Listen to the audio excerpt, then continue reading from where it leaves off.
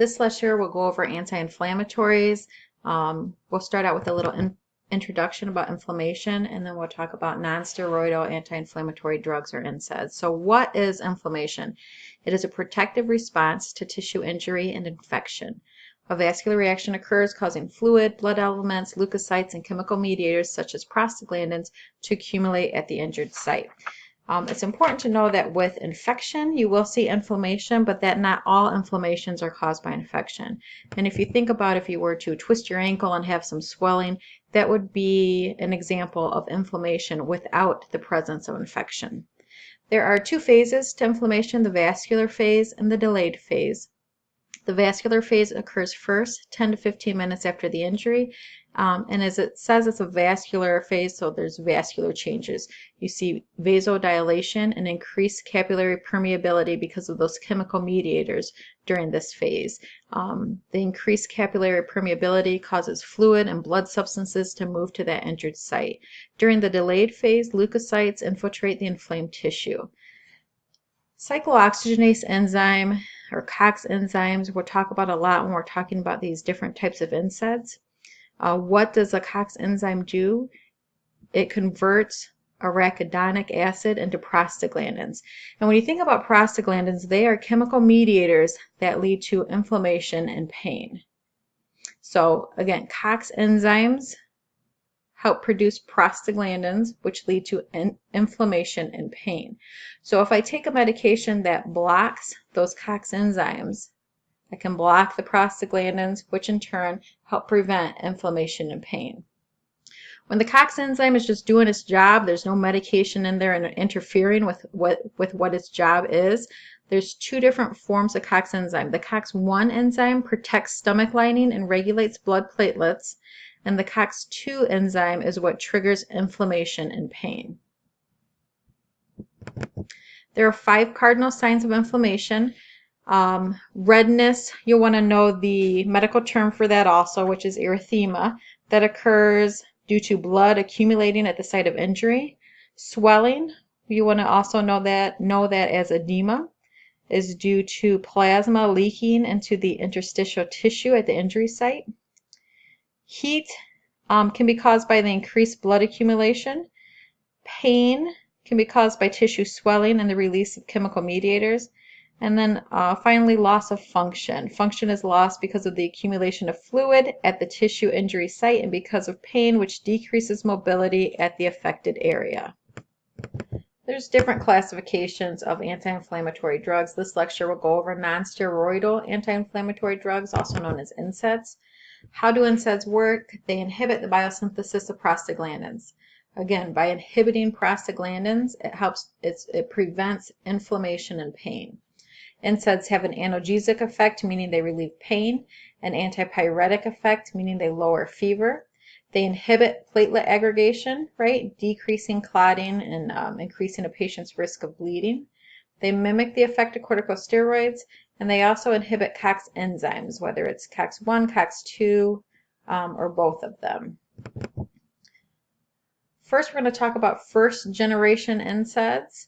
First-generation NSAIDs differ from second-generation NSAIDs because first-generation NSAIDs inhibit both COX-1 and COX-2 enzyme. Second-generation NSAID, as it says, is selective to the COX-2 enzyme.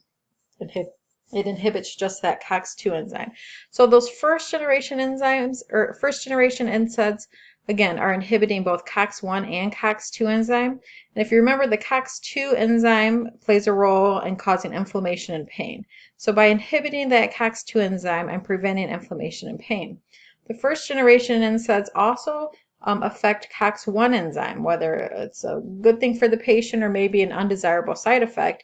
Normally, the COX-1 enzyme plays a role in protecting the stomach lining, right? And it also plays a role in platelet aggregation. So when the COX-1 enzyme is inhibited, the patient's at risk for GI ulcers, and the patient is at risk for decreased platelet aggregation and bleeding. Okay, so those with the first generation NSAIDs, we see not only inflammation and pain being prevented, but there's also, with the COX-1 enzyme being affected or inhibited, there is concerns of GI ulcers or peptic ulcers, and again, bleeding due to decreased platelet aggregation.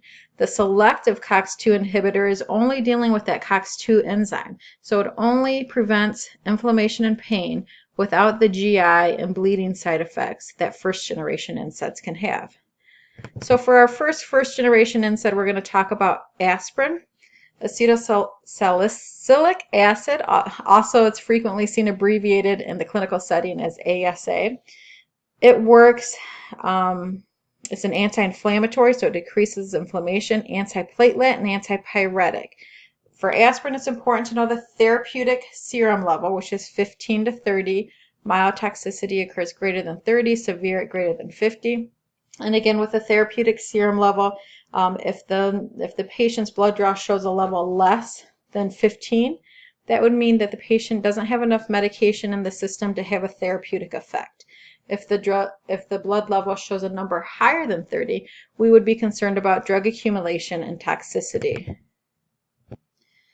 Aspirin should not be taken with other anticoagulants or NSAIDs because it puts the patient at increased risk for bleeding.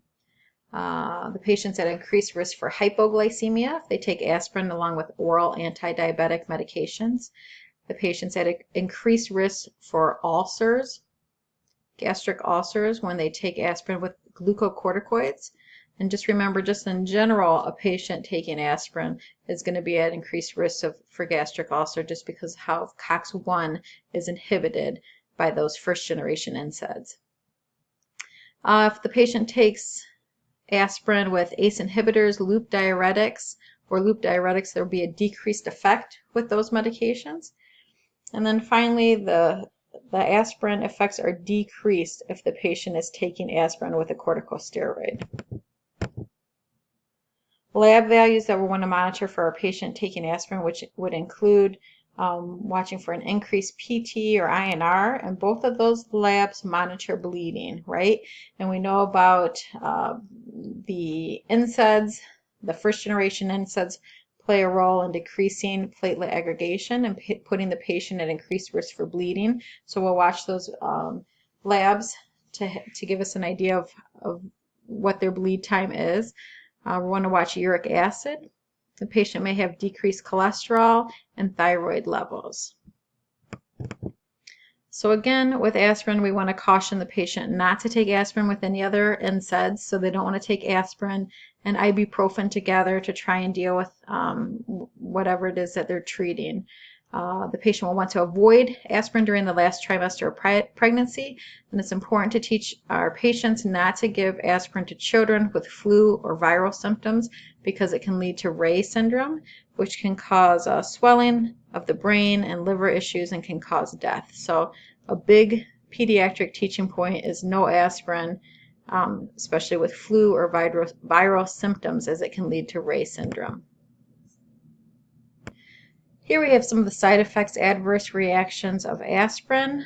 Some things I want to point out. So tinnitus and hearing loss, those can be some early signs of aspirin toxicity. So if you have a patient who's taking aspirin complaining of hearing issues or ringing in the ears, we would definitely want to get a lab draw to see what their serum level is to make sure that they haven't hit a range where they'd be considered toxic, so above that 30.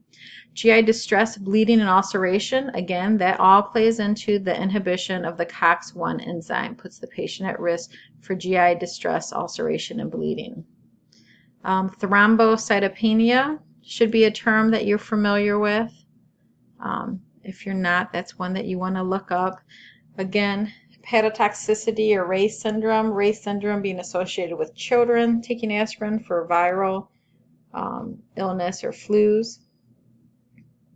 And then a hypersensitivity could lead to the tinnitus, dizziness, and bronchospasms. So those are all things that we'll want to be watching and educating our patient about.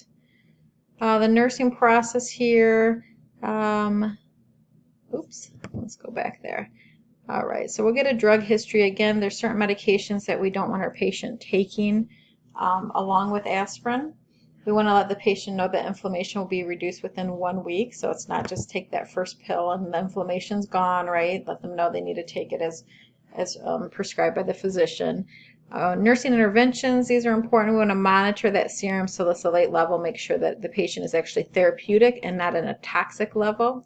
We want to watch for signs of bleeding because that COX-1 enzyme is inhibited, which affects platelets. We want to tell the patient not to take aspirin with alcohol or warfarin, which is a common anticoagulant, to prevent increased bleeding.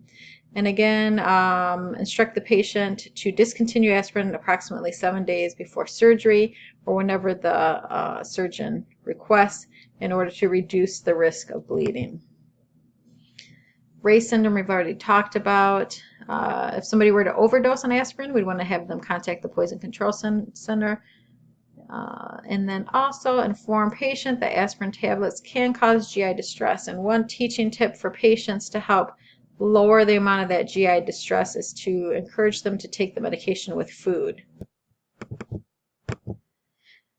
Indomethacin is an NSAID known as a para-chlorobenzoic acid, and it works like an NSAID. It works by inhibiting prostaglandin synthesis. So again, I prevent prostaglandins, I prevent inflammation and pain.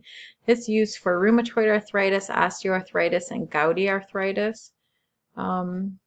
It can be very irritating to the stomach, so we'd want to teach our patients to take the medication with food, with meals.